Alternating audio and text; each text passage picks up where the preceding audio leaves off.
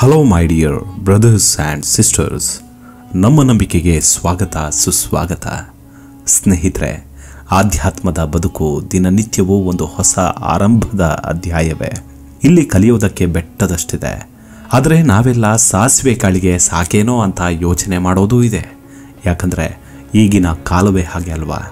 ಎಲ್ಲರನ್ನೂ ಮೆಚ್ಚಿಸುವ ಹಾಗೆ ಬದುಕಬೇಕೆನ್ನುವ ಉಮೇದಿಯಲ್ಲಿದ್ದೇವೆ. ಜೇಬು ಖಾಲಿಯಾಗಿದ್ರೂ ಜಂಬಕ್ಕೇನೂ ಕೊರತೆ ಇರೋದಿಲ್ಲ. ದೇವರಿದ್ದಾನೆ, ಕೊಡ್ತಾನೆ ಅಂತ ಬರೀ ಕೇಳೋದ್ರಲ್ಲೇ ನಮ್ಮ ಬದುಕನ್ನು ಶೂನ್ಯ ಸುತ್ತಿ ಬಿಡ್ತೀವಿ. ಆದರೆ ಅದೇ ಮನಸ್ಸು ತುಂಬ ಕೊಟ್ಟು ನೋಡಿದರೆ ಹೇಗಿರಬಹುದಲ್ವಾ? ಅಲ್ಲಿ ಅಪೇಕ್ಷೆ ಇರೋದಿಲ್ಲ, ಆಕಾಂಕ್ಷೆಯ ಸುಳಿವಿರೋದಿಲ್ಲ. ಬರೀ ಆತ್ಮಾಭಿಮಾನದ ತ್ಯಾಗ ಹಾಗೂ ವೈರಾಗ್ಯವೇ ಜೀವ ತಳೆದು ಬಿಡುತ್ತೆ. ಖಂಡಿತವಾಗ್ಲೂ ಆ ಮಾರ್ಗವನ್ನೇ ಈ ಪಂಚಭೂತಗಳ ಅಧಿಪತಿ ಇಷ್ಟಪಡೋದು. ಅದುವೇ ಈ ಆಧ್ಯಾತ್ಮ ಬದುಕಿಗೆ ಮೇಲೊಬ್ಬ ನಮ್ಮನ್ನು ನೋಡ್ತಿದ್ದಾನೆ ಅನ್ನೋ ಭಾವನೆ ಜೊತೆಗೆ ನಂಬಿಕೆ ತುಂಬೋದು. ಬನ್ನಿ, ಹಾಗಿದ್ರೆ ಈ ತ್ಯಾಗ ಹಾಗೂ ವೈರಾಗ್ಯ ನಮ್ಮ ಬದುಕಿನುದ್ದಕ್ಕೂ ಹೇಗೆ ಕೆಲಸ ಮಾಡುತ್ತೆ, ಅದರ ನಿಜ ಸ್ವರೂಪವೇನು ಅನ್ನೋದನ್ನು ನೋಡೋಣ. ಅದಕ್ಕೂ ಮುನ್ನ ನಮ್ಮ ನಂಬಿಕೆಗೆ ಸಬ್ಸ್ಕ್ರೈಬ್ ಮಾಡಿ, ಬೆಲ್ ಐಕನ್ ಒತ್ತಿ, ಮುಂದಿನ ವಿಡಿಯೋ ನೋಟಿಫಿಕೇಶನ್ ಬರುತ್ತೆ. ಸ್ನೇಹಿತರೆ, ಜನರು ಅಷ್ಟೊಂದು ಕಷ್ಟ ಅನುಭವಿಸ್ತಾರೆ, ಆದರೂ ಅವರ ಕಣ್ಣು ತೆರೆಯೋದಿಲ್ಲ. ಕ್ಷಣಿಕ ವಸ್ತುಗಳ ಮೇಲೆ ಆಸೆ ತುಂಬಿಬಿಟ್ಟಿರುತ್ತೆ. ಎಂಥ ಆಶ್ಚರ್ಯ ಅಲ್ವಾ? ಇಡೀ ಪ್ರಪಂಚವೇ ಕಾಮ ಕಾಂಚನದ ಆಸೆಯಿಂದ ತುಂಬಿಬಿಟ್ಟಿದೆ. ಜನರು ಇದನ್ನೇ ತಮ್ಮ ಜೀವನದ ಗುರಿಯಾಗಿಟ್ಟುಕೊಂಡು ಕೊನೆಗೆ ದುಃಖಕ್ಕೀಡಾಗ್ತಾರೆ. ನಮ್ಮ ದೇಹದೊಡನೆ ಮತ್ತು ಇತರರೊಡನೆ ನಮ್ಮನ್ನು ಒಂದಾಗಿಸಿಕೊಳ್ಳೋದ್ರಿಂದ ಎಲ್ಲ ಬಗೆಯ ಭಾವೋದ್ರೇಕಕ್ಕೆ ಒಳಗಾಗಿ ಕೊನೆ ಇಲ್ಲದ ಬೇಗೆಯನ್ನು ಅನುಭವಿಸ್ತೇವೆ. ಆದರೆ ಇದರಲ್ಲೇ ಸುಖ ಅನುಭವಿಸ್ತಿರೋರು ತುಂಬ ಜನ ಇದ್ದಾರೆ. ಶ್ರೀರಾಮಕೃಷ್ಣರು ಹೇಳುವಂತೆ, ಒಂಟೆ ಮುಳ್ಳುಗಿಡವನ್ನು ತಿಂದು ಬಾಯಿಂದ ರಕ್ತ ಸುರಿತಿದ್ರೂ ಅದು ಅದನ್ನೇ ತಿನ್ನುತ್ತಾ ಹೋಗುತ್ತೆ. ಆದರೆ ಆಧ್ಯಾತ್ಮಿಕ ಸಾಧಕ ಹಾಗಿರಲು ಸಾಧ್ಯ ಇಲ್ಲ. ಅವನ ಗುರಿ ಉನ್ನತವಾದದ್ದು. ಅವನು ಈ ಪ್ರಾಪಂಚಿಕ ತೊಡಕಿನಲ್ಲಿ ಸಿಕ್ಕಿ ಹಾಕಿಕೊಳ್ಳುವಂತಿಲ್ಲ. ಆದ್ದರಿಂದ ಅವನು ತ್ಯಾಗ ವೈರಾಗ್ಯಗಳನ್ನು ಕುರಿತು ಆಳವಾಗಿ ಯೋಚಿಸಲು ಪ್ರಾರಂಭಿಸ್ತಾನೆ. ಎಲ್ಲ ಧರ್ಮಗಳಲ್ಲೂ ತ್ಯಾಗ ಅತಿ ಮುಖ್ಯವಾದ ವಿಷಯ. ಕಾಮ ಕಾಂಚನ ಅಹಂಕಾರ ಈ ಮೂರರ ತ್ಯಾಗವನ್ನು ಎಲ್ಲ ಶಾಸ್ತ್ರಗಳು, ಎಲ್ಲ ನಿಜವಾದ ಧಾರ್ಮಿಕ ವ್ಯಕ್ತಿಗಳು ಒತ್ತಿ ಹೇಳಿದ್ದಾರೆ.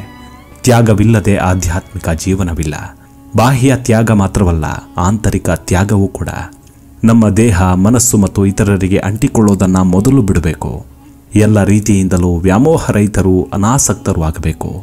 ಕೆಲವು ವಸ್ತುಗಳು ಮತ್ತು ವ್ಯಕ್ತಿಗಳ ವಿಷಯದಲ್ಲಿ ಮಾತ್ರ ಈ ರೀತಿ ಇದ್ದು ಇತರರಿಗೆ ಅಂಟಿಕೊಂಡಿದ್ದರೆ ಅದು ಸಾಧ್ಯ ಇಲ್ಲ. ನಮಗಿಷ್ಟವಿಲ್ಲದ ವ್ಯಕ್ತಿಗಳನ್ನು, ವಸ್ತುಗಳನ್ನು ದೂರವಿರಿಸಿ ಅದನ್ನೇ ತ್ಯಾಗವೆಂದು ಕರೆಯುವುದು ತುಂಬ ಸುಲಭ. ನಿಜವಾದ ತ್ಯಾಗ ಅಂದರೆ ಎಲ್ಲರ ಬಗ್ಗೆ ಮತ್ತು ಎಲ್ಲದರ ಬಗ್ಗೆ ನಮ್ಮ ದೃಷ್ಟಿಯಲ್ಲಿ ಬದಲಾವಣೆಯನ್ನು ಮಾಡಿಕೊಳ್ಳೋದು. ತ್ಯಾಗ ಏಕೆ ಬೇಕು? ಸಾಧಕನಿಗೆ ಸಹಾಯಕವಾಗುವ ವಸ್ತು ಮತ್ತು ಜನರ ಹಳೆಯ ಸಂಘವನ್ನು ಬಿಡದೆ ಯಶಸ್ವಿಯಾಗಿ ಸಾಧನೆಯನ್ನು ಮಾಡಲಾಗೋದಿಲ್ಲ. ಎಷ್ಟರ ಮಟ್ಟಿಗೆ ನಾವು ಆಸೆ ವ್ಯಾಮೋಹಗಳನ್ನು ತ್ಯಜಿಸುವೆವು ಮತ್ತು ರಾಗದ ಮೂಲಕವೇ ಆಗಲಿ, ದ್ವೇಷದ ಮೂಲಕವೇ ಆಗಲಿ ಇತರರಿಗೆ ಅಂಟಿಕೊಳ್ಳೋದನ್ನು ಬಿಡುವೆವೋ ಅಷ್ಟರ ಮಟ್ಟಿಗೆ ನಾವು ನಿಜವಾದ ಧರ್ಮವನ್ನು ಅಭ್ಯಸಿಸಬಹುದು ಮತ್ತು ಅದರಲ್ಲಿ ಪ್ರಗತಿಯನ್ನು ಸಾಧಿಸಬಹುದು. ಇವುಗಳ ವಿಷಯದಲ್ಲಿ ಖಂಡಿತವಾಗ್ಲೂ ಮನಸ್ಸಿನ ಮೋಸಕ್ಕೆ ಒಳಗಾಗಬೇಡಿ. ಈ ವಸ್ತುವನ್ನು ತ್ಯಾಗ ಮಾಡೋಕೆ ನನ್ನಿಂದಾಗಲ್ಲ, ಈ ವ್ಯಕ್ತಿಯ ಸಂಘ ನಾನು ಮಾಡಲೇಬೇಕು, ಇವನ ಅಥವಾ ಇವಳ ಜೊತೆ ಮಾತನಾಡೋದು ನನ್ನ ಕರ್ತವ್ಯ, ಈ ಥರ ಕಾರಣಗಳನ್ನು ಕೊಟ್ಟು ಮನಸ್ಸು ನಮ್ಮನ್ನು ಮೋಸ ಮಾಡಲು ಪ್ರಯತ್ನಿಸುತ್ತೆ. ಇಂಥ ವಿಷಯಗಳಲ್ಲಿ ಮನಸ್ಸನ್ನು ನಂಬಲೇಬಾರದು. ಅದು ನಮ್ಮ ಸುಪ್ತ ಪ್ರಜ್ಞೆಯ ಆಸೆಗಳ ಪ್ರತಿನಿಧಿಯಾಗಿ ನಮ್ಮನ್ನು ಯಾವಾಗಲೂ ಮೋಸಗೊಳಿಸಲು ಮುಂದಿರುತ್ತೆ. ಆದ್ದರಿಂದ ಜಪ, ಧ್ಯಾನ, ಪ್ರಾರ್ಥನೆಗಳ ಜೊತೆ ತ್ಯಾಗವು ಅತ್ಯವಶ್ಯಕ. ನಾವು ಹೆಚ್ಚು ಹೆಚ್ಚು ತ್ಯಾಗ ಮತ್ತು ಅನಾಸಕ್ತಿಯನ್ನು ಪಡೆದಷ್ಟು ನಮ್ಮ ಜಪ, ಧ್ಯಾನ ಹೆಚ್ಚು ಪರಿಣಾಮಕಾರಿಯಾಗುತ್ತೆ.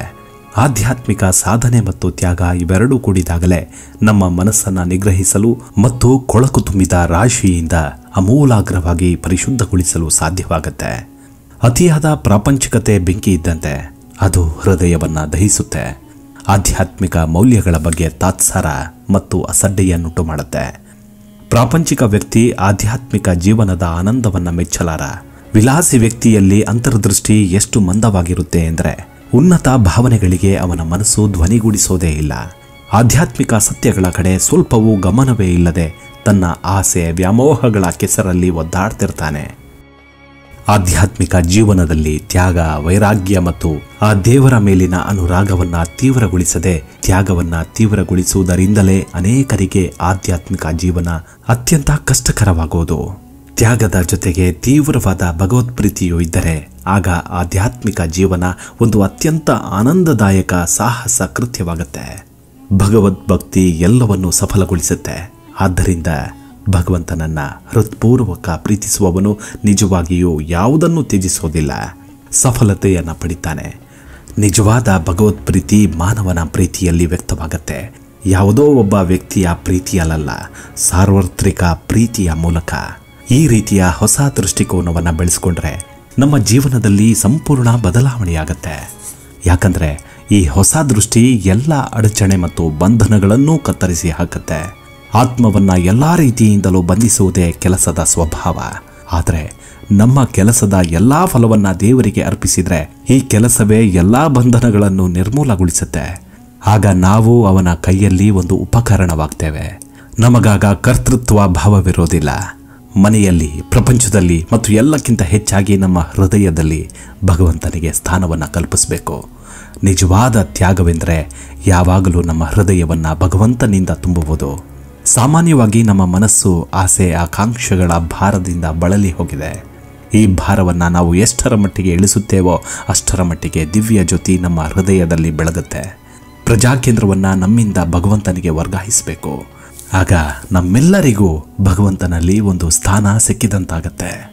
ಆಧ್ಯಾತ್ಮಿಕ ಜೀವನದಲ್ಲಿ ಯಶಸ್ವಿಯಾಗಬೇಕಾದ್ರೆ ವೈರಾಗ್ಯ ಮತ್ತು ತ್ಯಾಗ ನಮ್ಮ ಪ್ರಧಾನ ಲಕ್ಷಣವಾಗಬೇಕು.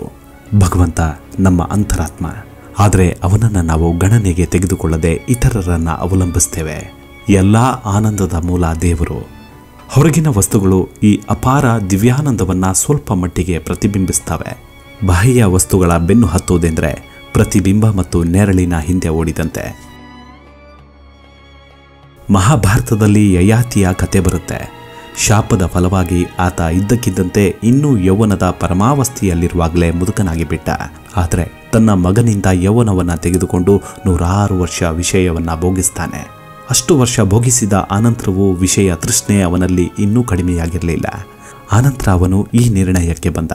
ಈ ಭೋಗೇಚ್ಛೆ ಭೋಗವನ್ನು ಅನುಭವಿಸೋದ್ರಿಂದ ಶಮನಗೊಳ್ಳೋದಿಲ್ಲ. ಅಗ್ನಿಗೆ ತುಪ್ಪವನ್ನು ಸುರಿದ್ರೆ ಅದು ಮತ್ತೆ ಜೋರಾಗಿ ಉರಿಯುವಂತೆ ಆಸೆಯು ಮತ್ತೂ ಅಧಿಕವಾಗುತ್ತೆ. ಹೀಗೆ ಒಮ್ಮೆ ತಮ್ಮ ತಪ್ಪಿನ ಅರಿವಾದಾಗ ಮನುಷ್ಯನಿಗೆ ಪ್ರಾಪಂಚಿಕ ಸುಖದ ಬಗ್ಗೆ ಉಂಟಾಗುವ ಅಸಹ್ಯ ಭಾವನೆ ಮೊದಲ ಪ್ರತಿಕ್ರಿಯೆ. ಕಂಬ, ರೀಪು, ತೊಲೆಗಳಿಂದ ಕಟ್ಟಿದ ಮನೆಯಂತೆ ಬೆನ್ನೆಲುಬು, ಪಕ್ಕೆಲುಬು ಮುಂತಾದ ಅಸ್ಥಿ ಮಾಂಸದ ಈ ದೇಹಕ್ಕೆ ಚರ್ಮ, ಕೂದಲು, ಉಗುರುಗಳ ಮುಸುಕು ಇದೆ. ನವದ್ವಾರಗಳಿಂದ ಕೂಡಿದ ಈ ದೇಹವೆಂಬ ಮನೆ ಹೊಲಸಿನಿಂದ ತುಂಬಿ ಹೋಗಿದೆ.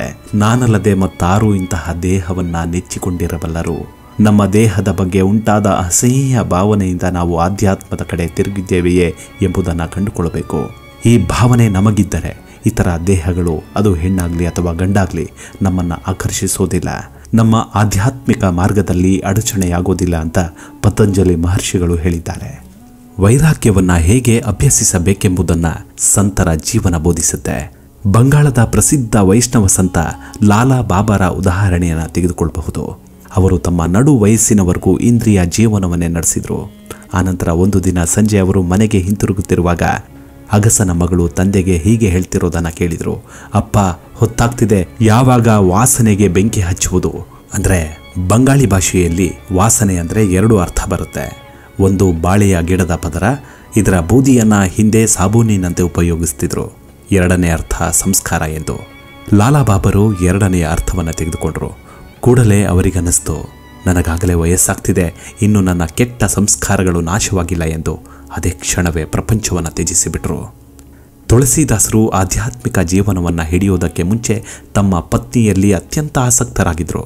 ಅವರು ಎಷ್ಟು ಮೋಹ ಪರವಶರಾಗಿದ್ದರೆಂದರೆ ಒಮ್ಮೆ ಅವರ ಪತ್ನಿ ತವರು ಮನೆಗೆ ಹೋಗಿದ್ದಾಗ ಒಂದು ದಿನವೂ ಆಕೆಯನ್ನಾಗಲಿ ಇರಲಾಗದೆ ಅದೇ ರಾತ್ರಿ ಪತ್ನಿಯನ್ನು ಹುಡುಕಿಕೊಂಡು ಹೊರಟು ಬಿಟ್ರು. ಆಗ ಅವರ ಪತ್ನಿ ಮೂದಲಿಸಿದರು, ಈ ನನ್ನ ದೇಹಕ್ಕಾಗಿ ಇರುವ ವ್ಯಾಮೋಹದ ಇದೇ ತೀವ್ರತೆಯಿಂದ ದೇವರನ್ನ ನೀವು ಪ್ರೀತಿಸಿದ್ರೆ ಇಷ್ಟರೊಳಗೆ ನೀವು ದೇವರನ್ನ ಕಾಣಬಹುದಿತ್ತು ಅಂತ. ಈ ಮಾತು ತುಳಸಿದಾಸರ ಅಜ್ಞಾನದ ಪರದೆಯನ್ನ ಕತ್ತರಿಸಿತು. ಆ ಕೂಡಲೇ ಎಲ್ಲವನ್ನ ತ್ಯಜಿಸಿ ಆಧ್ಯಾತ್ಮಿಕ ಜೀವನವನ್ನ ಹಿಡಿದ್ರು. ಆಧ್ಯಾತ್ಮಿಕತೆಯಲ್ಲಿ 3 ಬಗೆಯ ತ್ಯಾಗಗಳಿದೆ.